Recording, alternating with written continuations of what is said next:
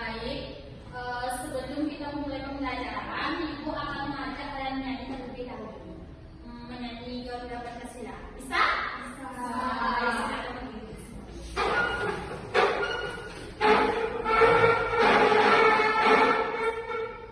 Hitungan ketiga dimulai ya. 1, 2, 3. Garuda Pancasila, akulah pendukungmu.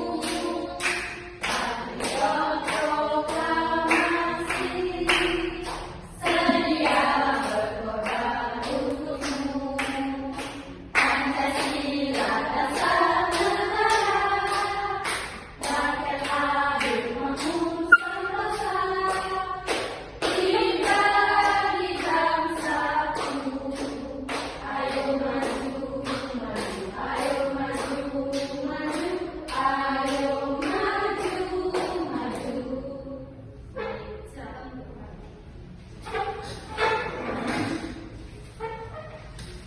Pada pertemuan kali ini kita akan membahas tentang kerajaan yang ada di Indonesia. Kalian tahu nggak apa aja kerajaan yang ada di Indonesia? Kalian tahu? Tahu itu. Apa aja?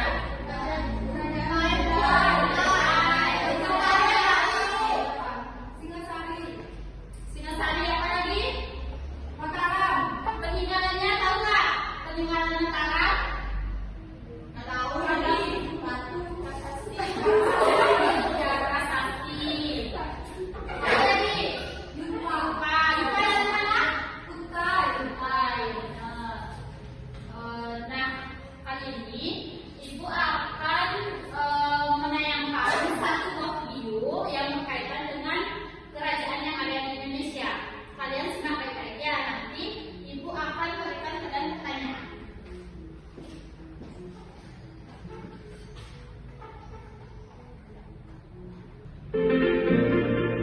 Simak ya videonya. Sejarah kerajaan Hindu, Buddha, dan Islam. Siapa di antara kalian yang pernah berkunjung ke Keraton Yogyakarta dan Keraton Surakarta? Atau mungkin mengunjungi Candi Borobudur dan Candi Prambanan? Adanya kerajaan dan bangunan candi ini adalah salah satu bukti berdirinya kerajaan-kerajaan di Indonesia, baik kerajaan yang bercorak Hindu, Buddha, maupun Islam. Kerajaan bercorak Hindu-Buddha diperkirakan berdiri di Indonesia sejak abad ke-4 Masehi. Kerajaan tersebut berkembang karena hubungan dagang dengan India dan Tiongkok. Yuk kita bahas apa saja contoh kerajaan bercorak Hindu-Buddha. Kerajaan Kutai terletak di dekat Sungai Mahakam, Kalimantan Timur. Kerajaan Kutai adalah salah satu kerajaan Hindu tertua di Indonesia yang berdiri sekitar tahun 400 Masehi. Kerajaan Kutai mengalami kejayaan pada masa Raja Mulawarman yang kisahnya tercatat dalam 7 buah yupa. Kerajaan Tarumanegara terletak di dekat Sungai Citarum, Jawa Barat. Kerajaan ini berkuasa sejak abad ke-4 Masehi. Raja yang terkenal adalah Purnawarman. Peninggalan kerajaan Tarumanegara adalah Prasasti Tugu, Prasasti Ciarupe, dan Prasasti Kebun Kopi. Kerajaan Mataram kuno berkuasa sejak abad ke-8 Masehi. Awalnya, kerajaan ini terletak di Jawa Tengah, kemudian pindah ke Jawa Timur karena bencana letusan gunung berapi. Raja pertamanya adalah Raja Sanjaya. Awalnya, kerajaan ini bercorak Hindu, tapi pada masa dinasti Shailendra juga berada Buddha. Peninggalan kerajaan Mataram kuno adalah Candi Prambanan dan Candi Borobudur. Kerajaan Sriwijaya adalah kerajaan bercorak Buddha yang berdiri sejak abad ke-7. Kerajaan ini terletak di Palembang, tepatnya di dekat Selat Malaka. Kerajaan ini mampu berkembang dengan pesat karena Selat Malaka merupakan pusat pelayaran dan perdagangan internasional. Raja yang terkenal adalah Raja Balaputradewa. Peninggalan kerajaan Sriwijaya Prasasti Kedukan Bukit dan Prasasti Tangtuo. Kerajaan Singosari terletak di Malang, Jawa Timur. Kerajaan ini didirikan oleh Ken Arok pada abad ke-13. Raja yang terkenal adalah Kertanegara yang membawa Singosari ke puncak kejayaan melalui ekspedisi Pamalayu. Peninggalan kerajaan Singosari adalah Candi Jago, Candi Kidal, dan Prasasti Kudabu. Kerajaan Majapahit berdiri sekitar tahun 1293 sampai 1527 Masehi dan berpusat di Jawa Timur. Kerajaan ini didirikan oleh Raden Wijaya dari Kerajaan Singosari. Kerajaan Majapahit adalah kerajaan Hindu-Buddha terakhir yang menguasai Nusantara dan dianggap sebagai kerajaan terbesar. Kekuasaan Majapahit terbentang dari Jawa, Sumatera, Semenanjung Malaya, Kalimantan, hingga Indonesia bagian timur. Pada masa kepemimpinan Hayam Wuruk dan Mahapati Gajah Mada inilah Majapahit berada di puncak kejayaan. Peninggalan kerajaan Majapahit adalah Candi Tikus dan Kitab Sutasoma. Bagaimana dengan kerajaan Majapahit Islam? Islam masuk dan berkembang di Nusantara sekitar abad ke-13 melalui para pedagang dari Arab, Persia, dan Gujarat. Yuk kita bahas apa saja contoh kerajaan bercorak Islam.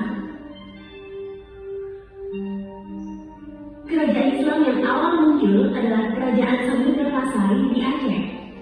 Kerajaan ini didirikan sekitar tahun 1267 Masehi oleh raja pertamanya, Sultan Malik As-Saleh. Kerajaan Samudra Pasai mengalami kemunduran setelah Portugis menguasai Selat Malaka.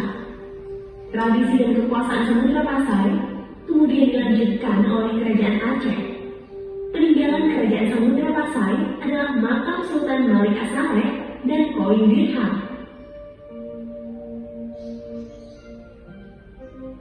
Kerajaan Islam pertama yang muncul di Pulau Jawa adalah Kerajaan Demak.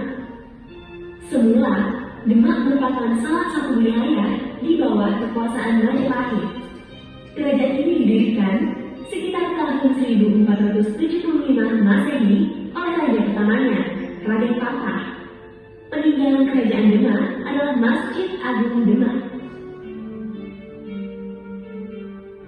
Kerajaan Mataram Islam terletak di kota Yogyakarta. Kerajaan ini didirikan tahun 1586 oleh Ki Ageng Pamanahan. Namun pada tahun 1755 melalui perjanjian Giyanti, Kerajaan Mataram Islam terpecah menjadi dua bagian. Kerajaan yang dipimpin Pakubuwono berkedudukan di Surakarta dan kerajaan yang dipimpin oleh Mangkubumi berkedudukan di Yogyakarta. Peninggalan Kerajaan Mataram Islam adalah Masjid Kota Gede. Kerajaan Ternate berdiri sekitar abad ke-13 di Maluku oleh Bak Masyur Malang. Kerajaan Ternate berkembang menjadi kerajaan Islam yang maju dan paling besar di wilayah timur. Hingga kini, kerajaan Ternate masih ada, meskipun tidak lagi memiliki kekuasaan politik. Kerajaan Tidore berdiri pada tahun 1486. Kerajaan ini mencapai puncak kejayaan pada masa Sultan Empu yang mampu mempersatukan kerajaan Ternate dan Tidore, serta mengusir Portugis dari Maluku. Peninggalan kerajaan Tidore adalah benteng Torre Tahula dari Istana Kadatoki. Kerajaan Banten terletak di Banten. Kekuasaan Kerajaan Banten meliputi sebelah barat pantai Jawa sampai Lampung. Kesultanan Banten didirikan oleh Maulana Hasanuddin pada tahun 1552. Peninggalan Kerajaan Banten adalah Masjid Agung Banten. Kerajaan Gorontalo adalah kerajaan kembar yang bersatu dan terletak di Makassar, Sulawesi Selatan. Kesultanan Gorontalo mencapai puncak kejayaan pada masa Sultan Hasanuddin yang dijuluki sebagai ayam jantan dari timur. Peninggalan peninggalan kerajaan Goa Kalu adalah Istana Bala Lampua dan Masjid Katangka. Bagaimana teman PJ? Ternyata banyak ya kerajaan Indonesia yang berjaya dan terkenal.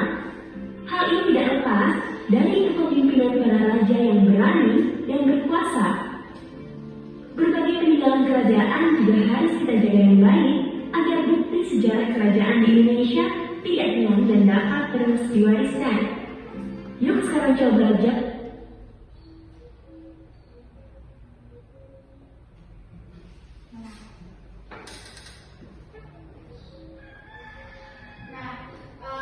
Kalian sudah tadi menonton video tentang kerajaan yang ada di Indonesia. Coba kalian sebutkan apa saja nama kerajaan yang ada di video tadi. Siapa yang masih ingat? Salah satunya bukan.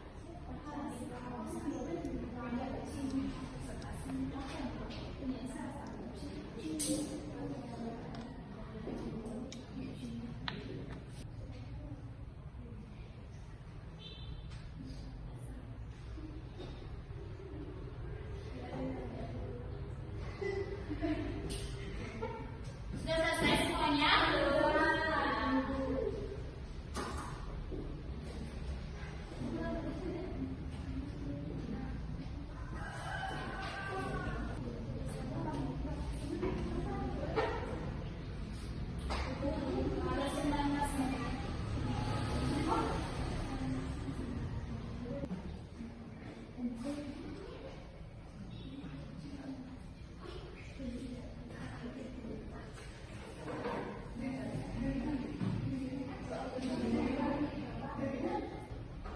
semuanya ya. Sekarang kita bahas tentang kerajaan yang ada di Indonesia. Siapa yang mau ke depan membacakan satu hasil diskusinya? Nanti dapat poin. Yuni, silakan Yuni. Ayo Yuni, dibacakan ya.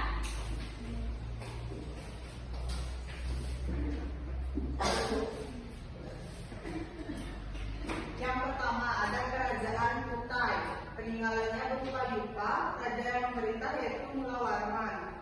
Yang kedua Tarumanegara. Peninggalannya Prasasti Tugu, raja yang memerintah yaitu Purnawarman. Yang ketiga Sriwijaya. Peninggalannya Prasasti Kedudukan Bukit dan rajanya Balaputradewa. Yang keempat Mataram Kuno. Peninggalannya Candi Prambanan dan Borobudur. Rajanya Sanjaya. Yang kelima Singosari. Peninggalannya Candi Jago dan rajanya Kekaro. Yang keenam Majapahit. Peninggalan kita Sutasoma. Rajanya Hayam Wuruk, Gajah Mada. Terus yang ketujuh Samudra Pasai. Peninggalannya Koin Dirham dan rajanya Asaleh. Yang terakhir Demak, Masjid Agung Demak dan rajanya Raden Kata. Baik, boleh tepuk tangan. Ada yang salah nggak? Tidak. Baik, di sini gua akan menjelaskan. Silakan kasusnya, silakan kembali ke tempat duduk masing-masing ya.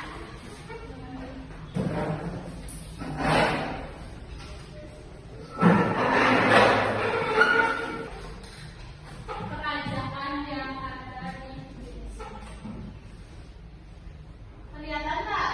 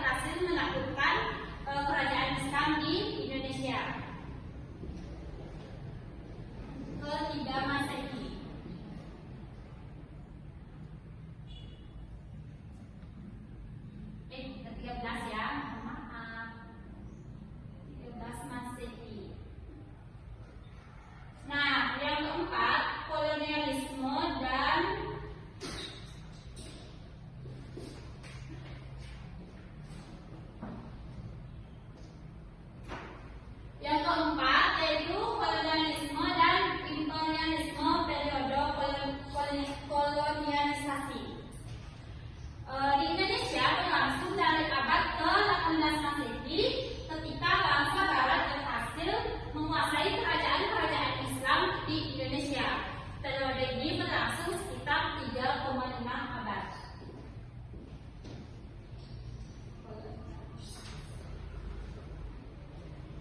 Bisa dicatat ya anak.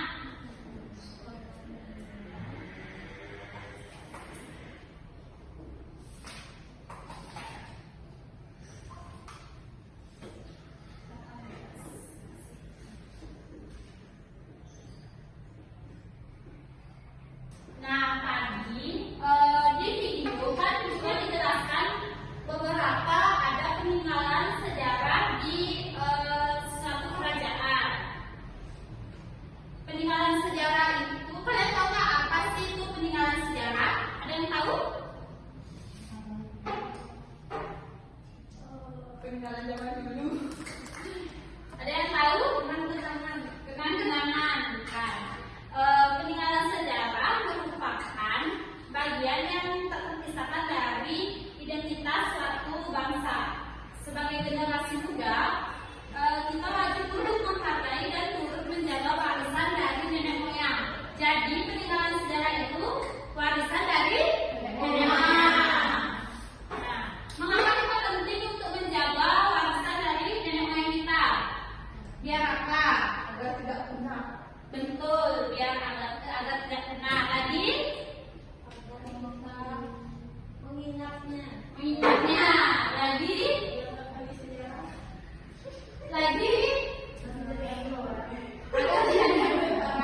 Ya, peninggalan sejarah itu berupa candi, istana, rumah adat, ya prasasti, monumen, museum. Kenapa kita harus menjaga peninggalan sejarah dari nenek moyang kita? Untuk menambah wawasan dan pengetahuan, juga membantu dalam bidang pendidikan dan ilmu pengetahuan, menambah pendapatan negara melalui kegiatan wisata dan memperkokoh rasa persatuan dan mempertebal rasa nasionalisme. Ada banyak peninggalan sejarah di Indonesia yang telah memberikan pendapatan bagi negara kita sebagai negara apa? Tempat wisata. Nah, hal itu kita harus menjaga dengan cara apa? Melestarikan. Contohnya, menjaga kebersihan. Ya, betul sekali. Dengan cara contoh kecil saja menjaga kebersihan. Lagi?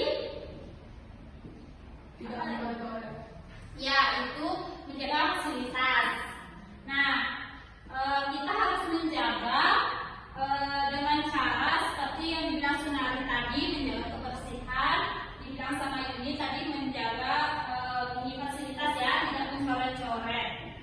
Lalu ada lagi dengan mengadakan upacara atau budaya peninggalan sejarah secara rutin supaya tidak tertinggal atau termakan oleh zaman. Nah, sekian pemaparan materi hari ini. Apa ada yang ditanyakan? Sudah paham semuanya? Nah, sebelum pembelajaran Ibu akhiri, Ibu ingin kalian menyanyi salah satu lagu dulu. Lagu apa yang kalian ingin hafalkan? 17 Agustus. Ya, silakan berdiri.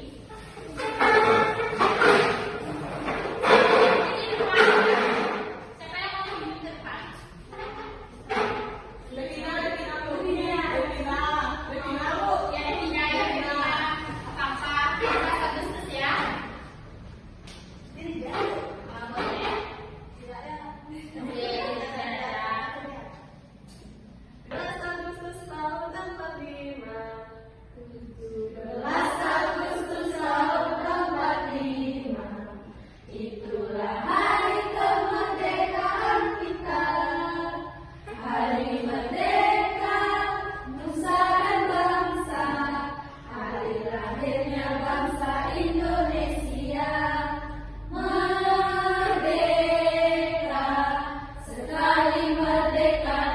Merdeka, selama ayat masih di